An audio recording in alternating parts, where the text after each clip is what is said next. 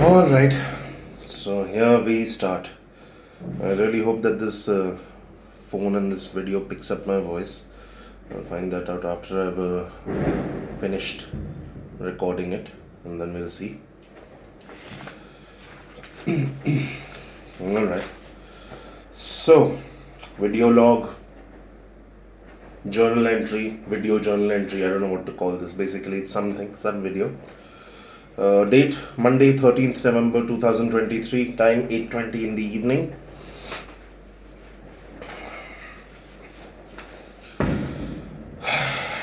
Person in the video is me, Sid. I'm 32 years old. I'm in Bangalore right now. And I thought I would share a few thoughts about what I read about the Buddha and about Buddhism. Siddharth Gautam. Now, this scholar, I think this is, I have to find out the name of that web page on which this information has been put up. It's really, really good. At least this man is being honest and accurate and not embellishing things. So I'm really grateful to him for that. I had to write him a long letter thanking him for this because this has given me a real and true picture of, everything about this religion and the founder and so on and so forth.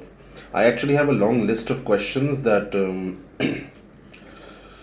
I've written down, all manner of things: historical questions, practical questions, metaphysical questions, physical questions, and so on and so forth, spiritual questions, questions pertaining to the nature of the universe, reality, the human condition, and so on and so forth. I mean, a few of those topics are covered in the questions I've written down. The rest will come in time, I'm pretty sure. The more I read up and investigate this whole thing, this religion. But one thing that has been a bit of a shock to me is what I just read right now. It's Diwali night, which is why there might be sounds on the video of the crackers going off in the background. Jesus Christ, I hate this fucking country. The noise and the pollution and the garbage and the human stupidity. I mean, human stupidity is everywhere, but this country system just does so many things to enable it and enhance it and magnify it in so many ways. It becomes difficult to bear, really. So anyway, coming back, the thing that really struck me is what the author has written, which is that he's saying that because all sources, all existing sources of the Buddha's teachings and his life and so on and so forth, written by his disciples, are all apocryphal, and many have been written 100 or more years after the man himself died. So there is no reasonably accurate way of knowing anything about what he really taught or said, or what he was like, or what he thought. His thoughts are an absolute and complete mystery. Based on what I've read here, it seems that we can only take a reasonable guess about what he was thinking and what the idea that he had about everything. So, which means that once we move past the basics of Buddhism, the rest of the religion, the rest of the journey into enlightenment and into one's own psyche in order to figure out the ultimate answers to peace and all of that, it's all pretty much of a crapshoot. It's all going to be guesswork. It's all going to be work from scratch. The only thing that we do know for sure at this point is that 2000 years ago, 2300 years ago to be exact, there lived a man, and he went through some experience and something happened to him, and he became disconnected from any kind of unhappiness everywhere around him completely. All that we know for sure. If the religion is to be believed, then not only did he disconnect from all the nonsense in the real world, in our world, but he disconnected from pretty much everything everywhere. Like everywhere. And by that I mean the entire universe and anything that may or may not be beyond it. That's the whole point. The fact that he, was free of the cyclical nature of the universe and of all life forms, birth and rebirth and all the rest of it. So, yeah.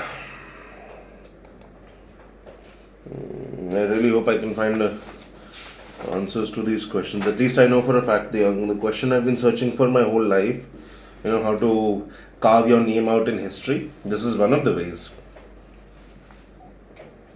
One of the ways to carve your name out in history is to create an accurate document for Buddhism that doesn't have the conflicts and the contradictions that are extant in the existing records and scriptures of the religion. So the way to do that is pretty much you do the same thing which the man himself did, which is that you find a way to disconnect yourself from everything, and then figure out a way to make sure that you stay disconnected always from everything, everywhere, all the time, forevermore. And once all that is done, then you come back into the mortal plane, into the material world, and you take a pen, which is a material object, and a paper, which is also a material object, and you write down everything that you've learned and figured out, so that the rest of humankind can benefit from this knowledge. And I'm not going to say this to anyone, hopefully. I hope I won't actually say this to any other human being. But one of my questions I actually have the answer to, why he himself didn't bother to write anything down about his life. The answer is pretty clear. It's a sad answer, but it's the only one there is. He realized that humankind is beyond saving. You can't save anyone, you can't improve anyone's lives. We're all fucking doomed. The only thing you can do is save yourself, and that's what he did. He managed to save himself, and once he was done, that was good enough for him. As a mortal, he felt that if he could just save one or two other people and help them, then that was good enough, and that's what he did. He didn't bother with anything else. It wasn't necessary to become a celebrity and to put pen to paper and chalk his name in the pages of history, although that happened anyway, because he wasn't interested. He realized that humankind is fucked.